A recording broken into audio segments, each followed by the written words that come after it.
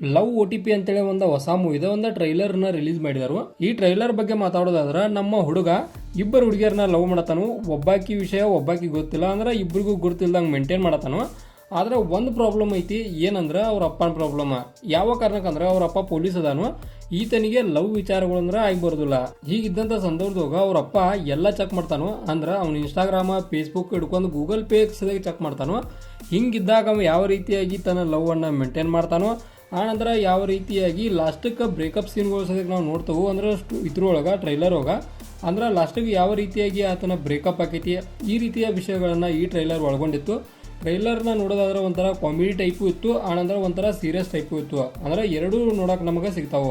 ಆನಂತರ ಈ ಮೂವಿ ಒಳಗೆ ಯೂಸ್ ಮಾಡಿದಂಥ VFX ಎಫೆಕ್ಟ್ಗಳ ಭಾಳ ಕಡೆ ಯೂಸ್ ಮಾಡಿಲ್ಲ, ಬಟ್ ಒಂದೊಂದು ಕಡೆ ಯೂಸ್ ಮಾಡಿದಾರು. ಅದು ಯಾಕೋ ಭಾಳ ಲೋ ಲೆವೆಲ್ ಅನಿಸ್ತು. ಅದನ್ನೊಂದು ಚೂರು ಬೆಟರ್ ಮಾಡ್ಕೋಬೇಕಿತ್ತು. ಆನಂತರ ನೋಡಿದ್ರೆ ನಾವು ಬ್ಯಾಕ್ಗ್ರೌಂಡ್ ಮ್ಯೂಸಿಕ್ ಆಗಲಿ, ಆನಂತರ ಒಂದು ಸಣ್ಣ ಎಫೆಕ್ಟ್ಗಳಾಗಲಿ ಇನ್ನೂ ಕೂಡ ಬೆಟರ್ ಮಾಡಬೇಕಿತ್ತು ಅನಿಸ್ತು ಯಾವುದೋ ಕಾರಣಕ್ಕೆ.